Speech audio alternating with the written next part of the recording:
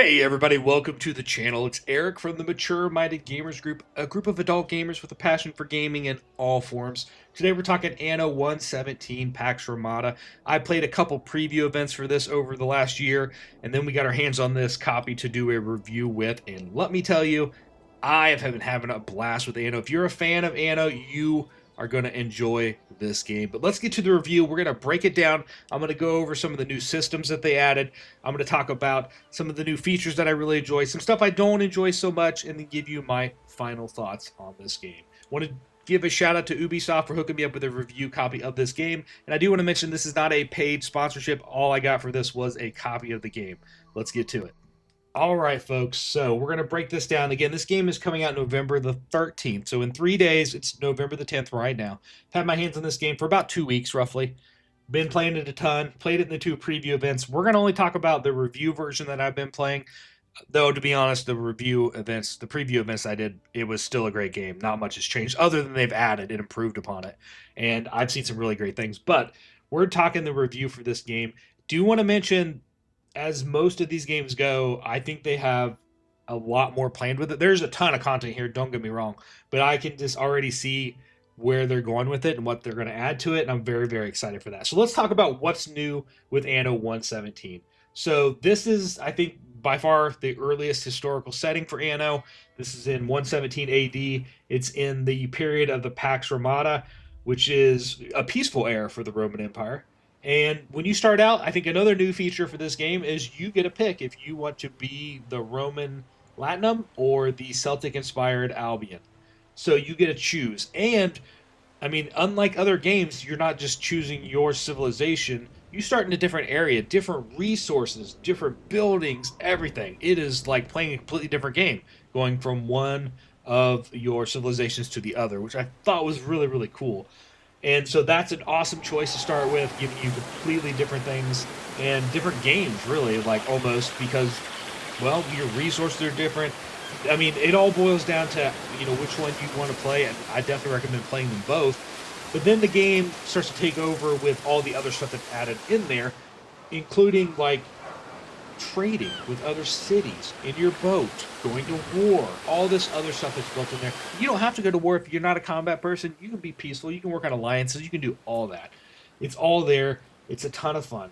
So another, probably one of my favorite newest additions is the culture path. So you decide how you want to shape your empire, and this goes for both of the empires. It doesn't matter. And it's a you influence the production almost right away of what you want to specialize in or what you want to do. And then you're locked into that progress. And this goes for diplomacy and military paths, like the buildings that you make, the resources that you want to go with. You have flexibility, which is really, really cool and makes it so every playthrough can be completely different. You get to expand in your city, like the city building flexibility is beyond any of the other Annos, in my opinion. You can do buildings however you want.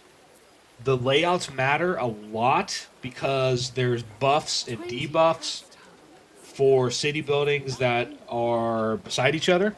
And so you want to plan a little bit ahead of time. Now, with that said, you can move a building. There's no penalty. You don't have to like demolish it and then, use all the same resources again. That's not how this works. You can move them, which is awesome, by the way. Though once you start getting your road system and your grid in place, you don't want to go ahead and do a mass move. That's no fun. So you do want to plan ahead of time. But the building is really cool. You place things diagonally, and it makes for unique and cool looking cities. You're not just in a square. You don't have squares everywhere, which is really fun. And you really makes you think about where you're putting this building. Because, there's not only is there debuffs, which could be like a fire hazard or pollution, there's also buffs, like it increases people's happiness, gives them clothes, different stuff like that. And so trying to plan out, like, what I almost call an industrial section, or planning out where you're going to have your residential section is very important in this game. And I like that a lot about it, that you get to do that, and then you can move things around too if you want, which is really cool. Then let's talk about the whole discovery tree slash tech tree, whatever you want to call it. It goes beyond the standard research. There's discovery trees, and it unlocks like new military units. You can get like a legionnaire, heavy cavalry. You can upgrade like your morale for your citizens. You can build fortifications. You can increase accuracy of your soldiers. there's a lot to do in the discovery tree that you can unlock and improve things. And then, I kind of mentioned it a little bit, but combat, they've added, there's land combat, there's naval combat.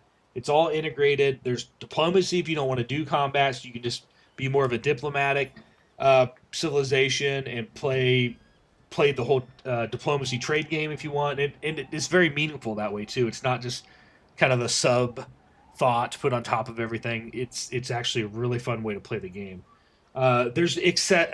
Improved accessibility of this is a big part for me. Anno's always kind of had a bit of a steep learning curve, and I feel like this one's the most accessible of all the Annos that I've played. And it's I don't want to call it a simple game because it's not. It still has a bit of a learning curve, but once you get it kind of figured out, like how the menus work on each other and how one building connects to another building and how you place like a field for your farmer or collect a resource, then you have to get it chained to go to storage and all that stuff. Once you know that figured out, which is not that hard to be honest, it all makes sense and it runs really really well. The other thing I'm going to mention is the whole narrative layer of it. You as a governor there, you're not just a generic settler. You're the Roman governor or the Celtic governor or whatever, and you have a story to run with, and you have goals to do, and there's a path to follow and be a loyal Celtic or loyal Roman. Or if you don't want to do that, you can rebel, and you can be a rebellious ruler within the empire. And so I love that aspect's there. So all these things layered together makes really really great Anno experience. So let's talk a little bit about some systems in it, some systems in the game, and some of my impressions of it. So and really the performance is a big thing for me. So performance with this game has been great. I haven't had hardly any issues with it at all. And only issue I think I've ever had was a little bit of like a menu glitch that would happen. And I think it happened one time, and it may have been my thing. I don't even remember. Not a big deal at all. Other than that, it's ran great. And then we're talking. I have a 5-year-old video card. I'm still running the 6900 XT, and it ran everything on high with no issues. Runs smooth as butter. I can zoom in and out. There's no lag, no delay. Performance is really good. They've taken their time. They've really made it a smooth experience, and I feel like it's gonna really, like, even if you have a low end system, I think it's gonna really scale well. And you may not be able to play everything on high on a low system, but I think you're still gonna have a really really good experience. It strikes me as that kind of a game setup. The scripting for the quest and events, they add a lot of flavor to it, and I really like that aspect of it too. So that's one of my main gameplay systems that I enjoy a lot into it. I really like I mentioned this earlier, I really like to choose your own culture path where you can kind of choose what you want to do and then kind of specialize in it. And then there's lots of choices. There's not just one. You're going to encounter them as you start to play the game and move forward. Um, One of the downsides I would say to the game is a little bit of the budget and the economy things. And what happened to me is I got building and just having a blast, not really paying attention to my money because you start with quite a bit. And the next thing I know, I'm like dropping hundreds of gold every week or what month, whatever the time span was. And I'm like, oh my gosh. And by the time I realized it, it was too late. And so it's you need to pay attention to that and not just build and build and build and not really look at your economy. Now, since I've got the review copy of it, it's got a lot better. And I don't know if that's for me being experienced and knowing how to handle it now, or if they have made some changes on the back end. I'm not quite sure. I didn't deep dive into that. Maybe, but my only thing I would say is just watch your economy. I mean, it's not really hard if you see it in time to start putting down more residents and then getting them upgraded, and they start bringing in more income for you, and you'll be fine. It's not that much of a deal breaker. It just caught me a little bit off guard in my first couple play sessions. So, what I found challenging, I mean, that is by far it. The other thing I'm going to mention is some of the resources are on the map, and if you don't play in your city ahead of time, if you're not planning properly, one of the resources that you need to kind of advance or move forward more might be really far over, and you built the other direction with your city, and now you're gonna have to haul those resources clear across the map, and you got to put down like a storage unit in between, or maybe a couple storage units to get down, and then the actual resource center. That sometimes can be a bit of a pain if you didn't plan ahead of time. I wish there was a better way to do that, but I don't know what it would really be. And my other complaints, kind of related to that too, is like many of these games, I found myself having a residential section and an industrial section. And I don't know the way around that necessarily because they're producing smoke and pollution and bad things that citizens don't want to be around. They're more of a fire hazard. So you end up lumping all those together to keep them away from the residents. And then you have your residents over here with all the the bar and all the things they want to have, and they're all happy.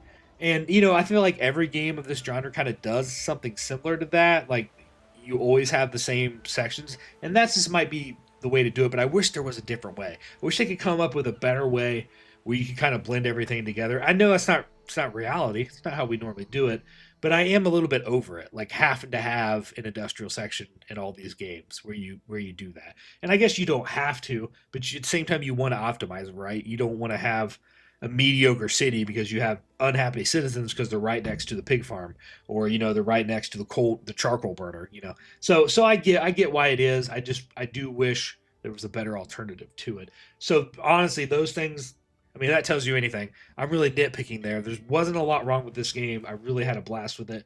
The other thing I want to mention is I have not played any of the multiplayer, so I didn't get to experience that yet. But I think it's going to be a blast, and I'm excited to check it out. That could be a positive or a negative. You never know multiplayer how it's implemented. But Ubisoft's been doing this for long enough. I think they probably will have a hand on it, and I do hope that we will have some multiplayer content on our channel very soon. So stay tuned for that. What so what my overall game experience was is very positive for this game. I probably got about 20 hours in it now at this point, and I've started both civilizations. I played it pretty far. I bankrupt two civilizations, I think, and I got the other two both running good, safe games, very stable. One's more of a military build, the other one's more of a diplomacy alliance build. Like I said, both are a lot of fun. I really, really enjoyed both aspects of it, and I really am excited to see what else they add to this game because I just feel like there's so much more they could put in this, and I think they will too. This is a really strong entry into the Anno series, and I think a lot of people are going to love it if you're a fan of the series or even of this genre. I think this is a game that you're going to want to pick up even at release, full price, because you're going to really, really enjoy this game. You're going to totally get your money out of it. I have no question in that. I have really enjoyed my time with it, and I plan to play it a lot more. So that's my review for Anno 117 Pax Romana. It's definitely two thumbs up from the mature minded gamers. Thanks for listening. Thanks for watching. Have yourself a great day.